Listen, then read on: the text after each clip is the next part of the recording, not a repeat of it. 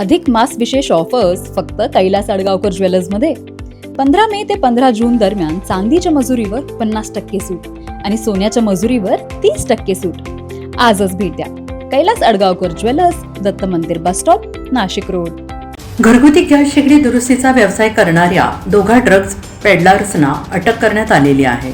अंमली पदार्थ विरोधी पथक आणि गुंडाविरोधी पथकाने ही कारवाई केली आहे. दोघांकडून 20 लाखांचे 200 ग्रॅम MD जप्त करण्यात आला आहे. श्रवण कुमार लाखाराम बिश्नोई, पुनाराम हिराराम बिश्नोई, सुरेश बिश्नोई तिघेही राहणार जोधपूर, राजस्थान अशी त्यांची नावे आहेत. आणि या प्रकरणी उपनगर पोलिसात 2 गुन्हे दाखल करण्यात आलेले आहेत. विशेष म्हणजे आयुक्त संदीप कर्णिक यांना एका सुजाण नागरिकाने संपर्क साधून या MD तस्करीची माहिती थेट पोलीस आयुक्तांना दिली आणि या तक्रारीची दखल घेत पथकाला सूचना देत पथकाने 8 दिवस पाळत ठेवली. सुरेश बिश्नोई हा गॅस एजन्सीमध्ये नोकरीला आहे. तो रेकॉर्डवरील स्थानिक पेडलरच्या संपर्कात होता.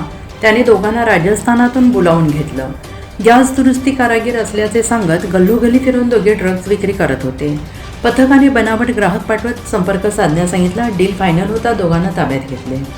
NCN न्यूजसाठी रोहन दानी, नाशिक.